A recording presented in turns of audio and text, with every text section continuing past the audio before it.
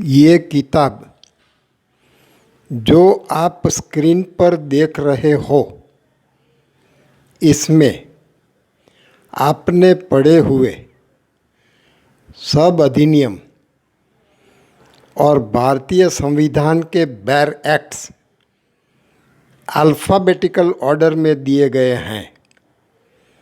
साथ में previous years के सभी पेपर्स यानी 13 पेपर्स आंसर के साथ दिए गए हैं।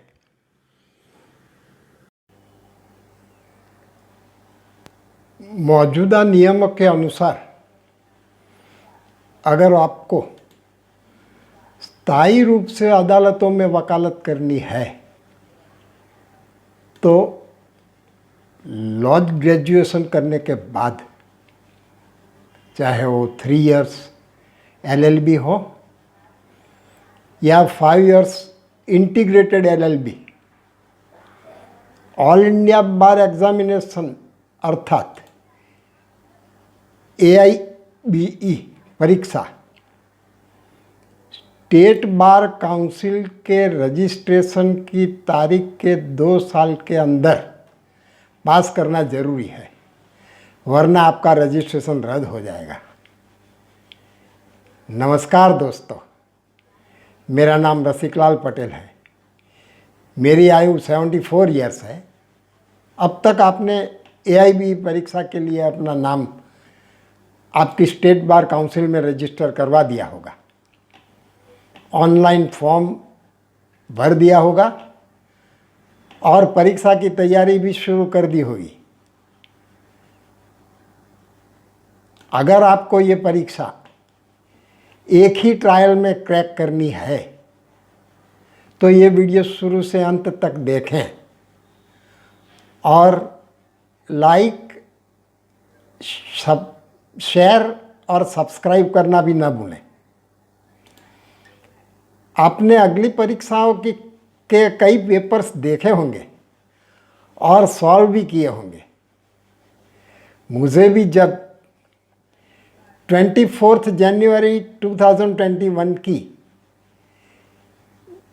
AIBE एग्जामिनेशन देनी थी, तब मैंने भी अगले सालों के सब पेपर्स खंगाले थे और पाया कि इसमें 2 टाइप के सवाल पूछे गए थे। एक तो वस्तुनिष्ठ सवाल, यानी कि जिसे हम ऑब्जेक्टिव टाइप क्वेश्चंस भी कह सकते हैं। दूसरे शब्दों में हम इसे डायरेक्ट सवाल भी कह सकते हैं, जो आप पढ़ के भी याद रख सकते हैं। और दूसरा, अलग अलग अधिनियम की धाराओं और भारतीय संविधान के अनुच्छेद जो पढ़ने के बाद भी याद रख पाना मुश्किल है। जब ऐसे सवाल आते हैं तो हमारे होश उड़ जाते हैं, क्योंकि हमारे कोर्स में 64 अधिनियम और एक भारतीय संविधान है। ये सब अधिनियमों की धाराओं और भारतीय संविधान के अनुच्छेदों को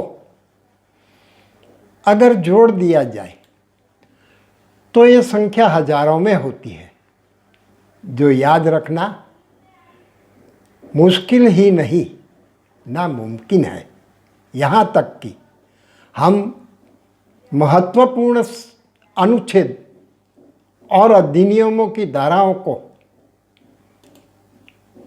शायद ही याद रख पाते हैं। जो सीनियर वकील हैं उनके लिए भी शायद ये काम मुश्किल है। इसलिए मैंने इस परीक्षा के लिए किताबों की उपलब्धता के बारे में मार्केट में जांच की तो पाया कि कई अधिनियम और भारतीय संविधान के बेयर एक्ट्स मिलते थे, मगर वो भी अपनी पूरी लंबाई के साथ। जिसमें से अधिनियम की धारा और भारतीय संविधान के अनुच्छेद को ढूंढना मुश्किल था और अधिकांश किताबें केवल ऑब्जेक्टिव टाइप के सवाल जवाब प्रदान करती थी, जो हम परीक्षा खंड में नहीं ले जा सकते। इसलिए मैंने विश्वसनीय स्रोतों से आवश्यक बेयर एक्ट्स को एकत्रित किया, अंग्रेजी में वर्णानुक्रम में इंडेक्स तैयार की और इन्हें बुकलेट के रूप में स्पाइरल बाइंडिंग करवा के व्यवस्थित किया, ताकि मुझे भारतीय संविधान के अनुच्छेद और अधिनियमों की धाराओं को खोजने में कोई दिक्कत ना हो। मैं इसी एक बुकलेट के साथ परीक्षा में बैठा था। क्लासरूम में देखा तो कई वकील बहुत सारी किताबें, यानी कि 20-25 किताबें पूरा थैला भर के परीक्षा दे रहे थे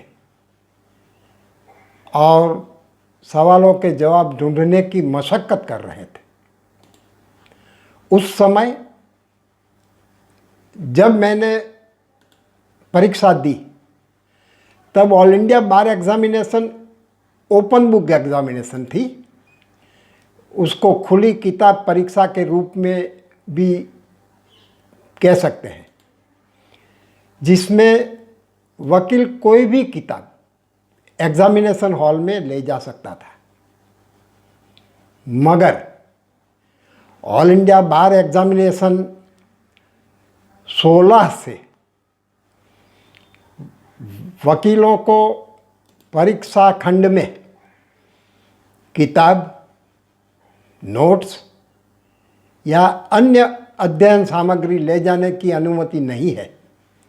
नोट्स, टिप्पणियाँ और हस्तलिखित सामग्री के बिना केवल बेयर एक्ट्स ले जाने की अनुमति है।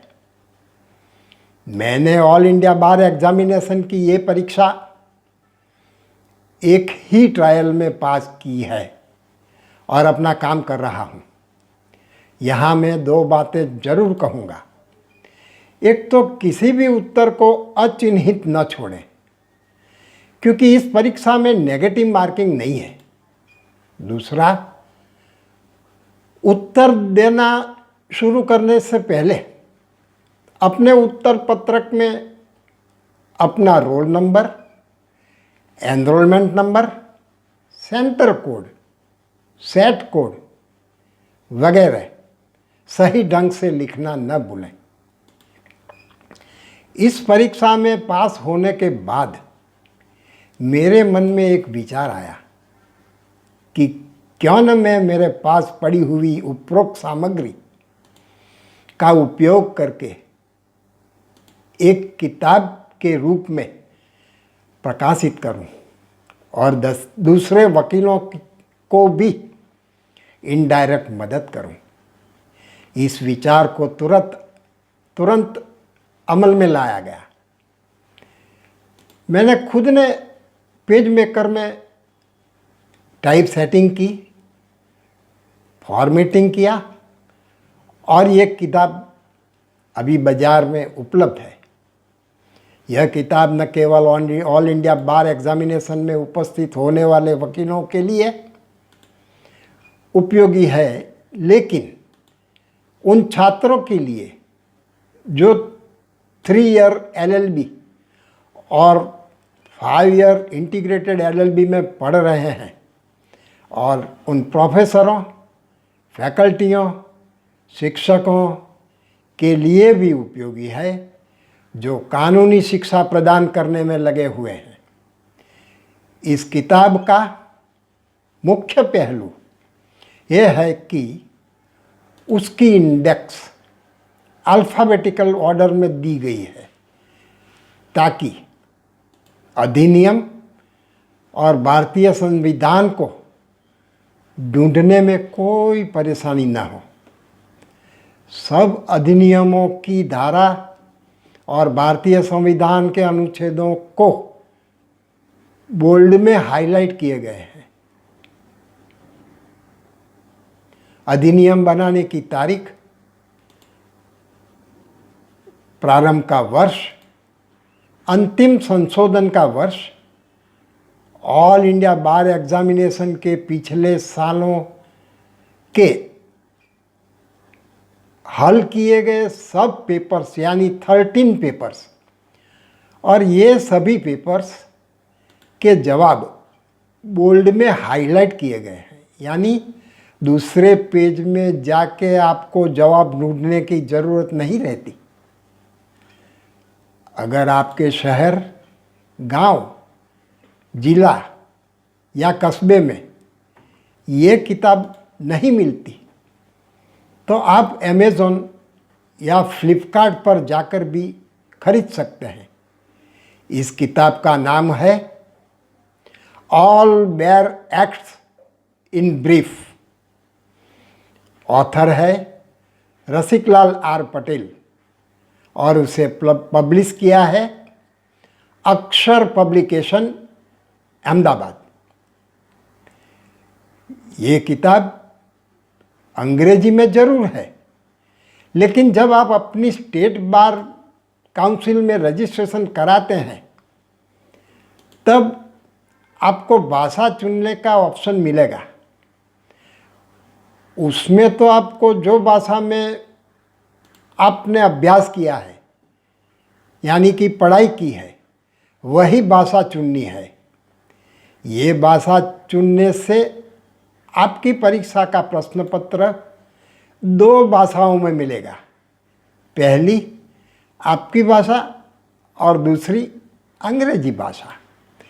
भारतीय संविधान के अनुच्छेद और अधिनियमों की धारा के सवाल का उत्तर देते समय आपको अपने प्रश्न पत्र में अंग्रेजी भाषा पढ़नी है, न कि अपनी चुनी हुई भाषा। इस प्रकार से आपके लिए चुनी हुई भाषा पर ध्यान दिए बिना इस किताब से उत्तर खोजना बहुत ही आसान होगा।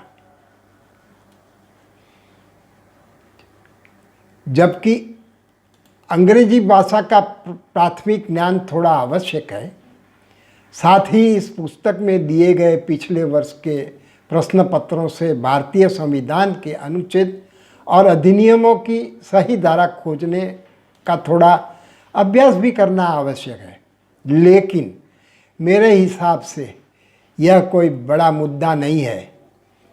यह सवाल अंग्रेजी भाषा चुनने वालों पर लागू नहीं होता, क्योंकि उन्हें प्रश्न पत्र एक ही भाषा यानी अंग्रेजी में ही मिलेगा।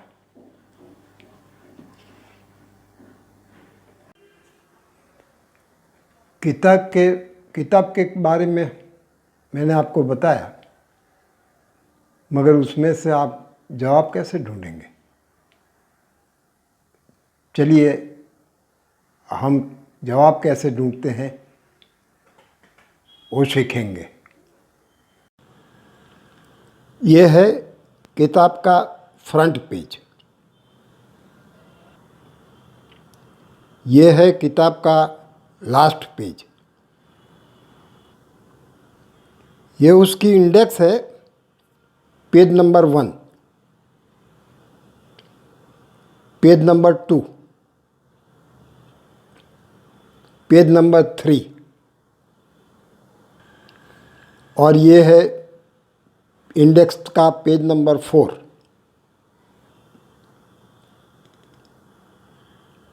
ये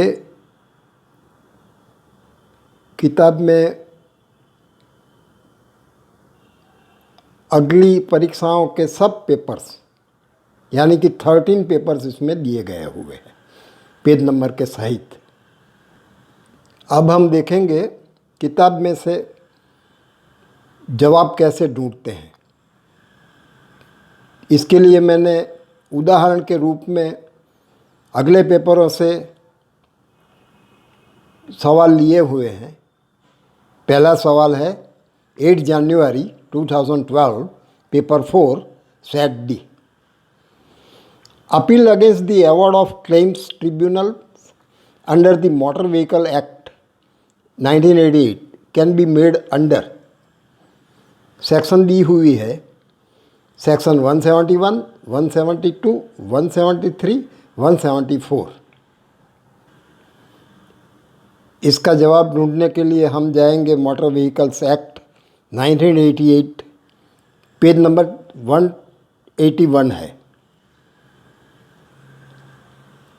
इसका जवाब 171 भी नहीं है, 172 भी नहीं है, 174 भी नहीं है। उसका जवाब है 173 अपील्स। 25 अगस्त 2013 पेपर 5 सेट ए।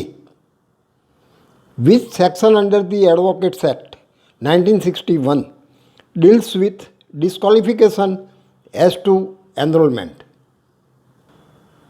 अब हम जाएंगे advocates act 1961 page number 4। Section 25A जवाब नहीं है। सेक्शन 26A नहीं है। सेक्शन 27A इधर दिया ही नहीं है। और इसका जवाब है section 24A disqualification for enrolment. 19 जनवरी 2014 पेपर 6 सेट ए। इसमें पूछा गया है under which section of the CRPC the procedure code procedure when investigation can not be completed within 24 hours has been described. अब हम इंडेक्स में जाएंगे। CRPC criminal procedure code 1973 इधर दिया गया है। उसका पेज नंबर है 112। सेक्शन 165, सेक्शन 167, सेक्शन 166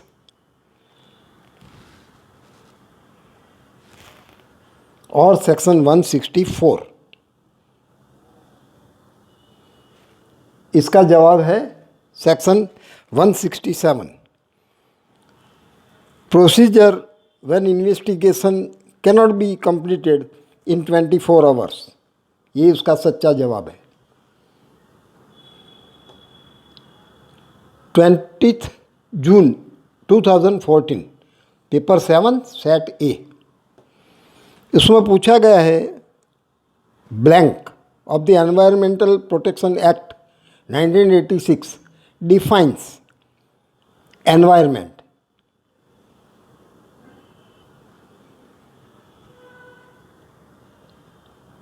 ई में जाएंगे environment protection act 1986 page number 152।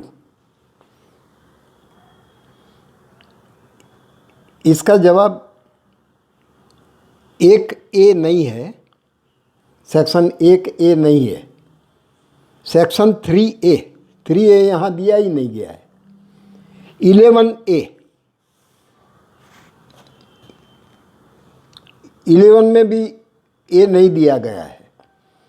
उसका जवाब है section 2 definition of environment 2A।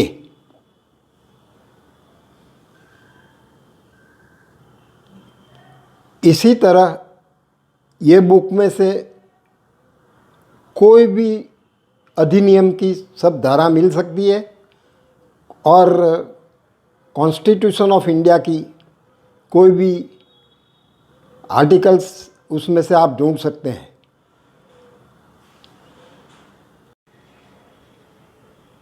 यहाँ मैं एक बात फिर से दोहराना चाहूँगा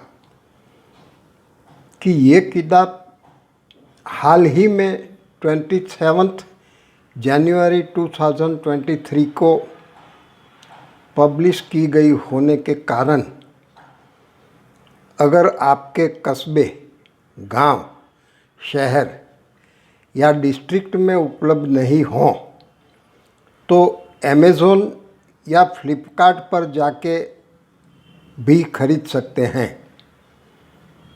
इसके अलावा आप पब्लिकेशन की ऑफिस के यहाँ स्क्रीन पर दिए गए पते पर रूबरू जाकर भी खरीद सकते हैं। मेरे हिसाब से ये बुक आपके लिए बहुत ही उपयोगी है। अगर आपको लगता है कि सचमुच में आपको ये बुक पसंद आ गई है तो ज़रूर खरीदें और मेरी ये चैनल को लाइक, सब्सक्राइब और शेयर करना ना भूलें। धन्यवाद। All the best.